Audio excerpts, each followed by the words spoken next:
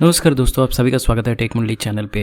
और आज की इस वीडियो में हम बात करने वाले हैं system stakeholder. System analysis and design tutorial में हमारा 7वां वीडियो है जो स्टेक होल्डर्स के बारे में है। तो आज की इस वीडियो में हम जानेंगे कि सिस्टम के अंदर कौन कौन से स्टेक होल्डर होते हैं और स्टेक होल्डर जनरली इसका मीनिंग होता क्या है। ठीक है, तो बिना देर किए अपने शुरू करते हैं। So what does it mean by stakeholder? ये क्वेश्चन इसलिए पूछ रहा हूँ क्योंकि बहुत जगह हम स्टेक होल्डर के बारे में पढ़ते हैं लेकिन हमें पता नहीं चलता है। कई बार ना मीनिंग्स बहुत छोटे होते हैं लेकिन जनरली हमें उसका डिस्क्रिप्शन पता नहीं होता है। So a stakeholder is any individual or group with an interest in a project, company, organization or even an issue. Stakeholder क्या होता है? वो कोई भी इंडिविजुअल या ग्रुप ऑफ पीपल जिनका इंटरेस्ट हो किसी प्रोजेक्ट में, किसी कंपनी में, ऑर्गेनाइजेशन में या फिर उसमें क्रिएट होने वाले इश्यूज़ में। फॉर एग्ज़ाम्पल, मान लीजिए कि हमारा एक प्रोजेक्ट चल रहा है जो रिलेटेड है कंस्ट्रक्शन से, रोड से। तो उसके अंदर जो स्टेक होल्डर्स होंगे वो वहाँ के वर्कर्स होंगे, इंजीनियर्स होंगे, गवर्नमेंट होगी एक स्टेक होल्डर क्योंकि रोड गवर्नमेंट बनवाती है, और उसके अलावा जो थर्ड पार्टी कंपनीज होगी जिनको वो कॉन्ट्रैक्ट मिला होगा वो भी स्टेक होल्डर है। तो जितने लोग भी उसमें पार्टिसिपेट कर रहे हैं वो सब स्टेक होल्डर हैं क्योंकि कहीं ना कहीं वो सब इंटरेस्ट है, या तो कोई प्रोजेक्ट का पार्ट है, कोई कंपनी का पार्ट है, कोई ऑर्गेनाइजेशन का पार्ट है, कोई किसी इश्यूज़ का पार्ट है। तो गवर्नमेंट बॉडी पार्ट है चेकिंग के, और कंपनी जो कि थर्ड पार्टी कंपनी है वो कंपनी है तो ऑफकोर्स वो भी स्टेक होल्डर है। लोग जो उसमें काम कर रहे हैं वो भी स्टेक होल्डर है, और अलग अलग प्रोजेक्ट में अलग अलग तरह के लोग होते हैं, अलग अलग पोजीशंस होती हैं, सब स्टेक होल्डर में आते हैं। तो आई होप कि आपको स्टेक होल्डर समझ आया होगा। अभी हम बात करते हैं सिस्टम स्टेक होल्डर के बारे में। तो system stakeholder in the context of system analysis and design is anyone or any group that has an interest in or is affected by a particular system. System stakeholder का मतलब होता है same, कोई भी individual या group of people who are interested, जिनका system के अंदर इंटरेस्ट है या फिर वो सिस्टम के द्वारा अफेक्टेड है। तो जो यूज़र हो गए वो स्टेक होल्डर हो गए, right.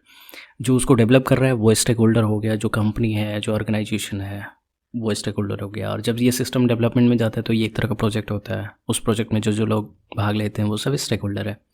So this system could be a software programme. Of course system हम सॉफ्टवेयर प्रोग्राम को भी बनाते हैं, और बहुत सारे सिस्टम्स होते हैं, राइट। सिस्टम के टाइप्स बहुत सारे होते हैं। तो आई होप कि आप हमारा प्लेलिस्ट फॉलो कर रहे हैं और पहला ही वीडियो सिस्टम पे है।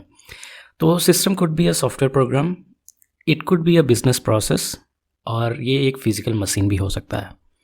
And stakeholder can be involve at any stage of the system life cycle. अब सिस्टम का ना एक लाइफ साइकिल होता है, और उस लाइफ साइकिल में कहीं भी कोई भी अगर इंटरेस्ट या अफेक्ट होता है तो वो सिस्टम का लाइफ साइकिल होगा, चाहे वो इसका इनिशियल कॉन्सेप्शन हो या इसका ऑनगोइंग यूज़ एंड मेंटेनेंस हो। तो सिस्टम का जो लाइफ साइकिल होता है वो क्या होता है? Initiate, ongoing use and maintenance. Broad view में देखें तो ऑफकोर्स हम सिस्टम का लाइफ साइकिल पढ़ने वाले हैं, तो इसमें नो डाउट जब हम पढ़ेंगे तो भी मैं आपको बता दूंगा। तो उस लाइफ साइकिल में कहीं भी कोई अगर नया स्टेक होल्डर ज्वाइन होता है जिसका इंटरेस्ट हो या अफेक्टेड हो उस सिस्टम से, तो वो स्टेक होल्डर ही माना जाएगा और उसको सिस्टम स्टेक होल्डर बोला जाएगा। Okay, so system stakeholder broadly classified into 5 categories, जिसमें सिस्टम ऑनर आता है, सिस्टम यूजर्स आते हैं, सिस्टम डिज़ाइनर्स होते हैं, सिस्टम बिल्डर्स होते हैं, सिस्टम एनालिस्ट होते हैं।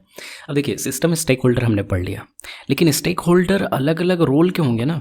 तो उसमें कुछ सिस्टम ऑनर आ जाएंगे जो सिस्टम को ऑन करेंगे, यानी कि जो उसको रिक्वेस्ट करेंगे कि ये सिस्टम बनानी है। सिस्टम यूजर्स आएंगे, ऑफकोर्स कोई भी सिस्टम है उसके यूजर्स हैं, अगर बिना यूज़ के सिस्टम बनाना है तो फिर वो सिस्टम बनेगा ही क्यों, उसके यूज़र होने चाहिए, राइट।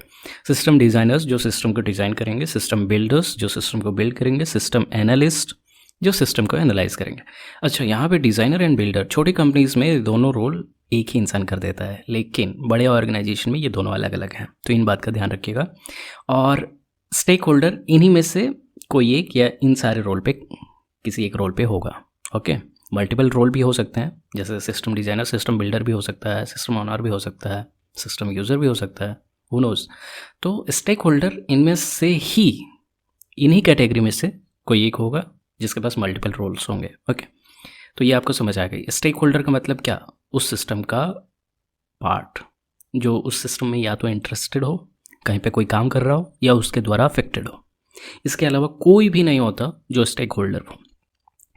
ऑफकोर्स अगर आप कोई सॉफ्टवेयर बना रहे हैं तो उसमें इनके अलावा क्या लगता है आपको, कोई और होगा? ऑनर के अलावा, यूज़र के अलावा, डिज़ाइनर के अलावा, बिल्डर के अलावा, एनालिस्ट के अलावा कोई नहीं होता है, राइट। तो ये सारे स्टेक होल्डर में आते हैं। मिलते हैं नेक्स्ट वीडियो में, तब तक के लिए धन्यवाद। आई होप कि आपको समझ आया होगा। अगर कोई भी चीज़ें समझ नहीं आए तो प्लीज़ मुझे कमेंट में बताइए।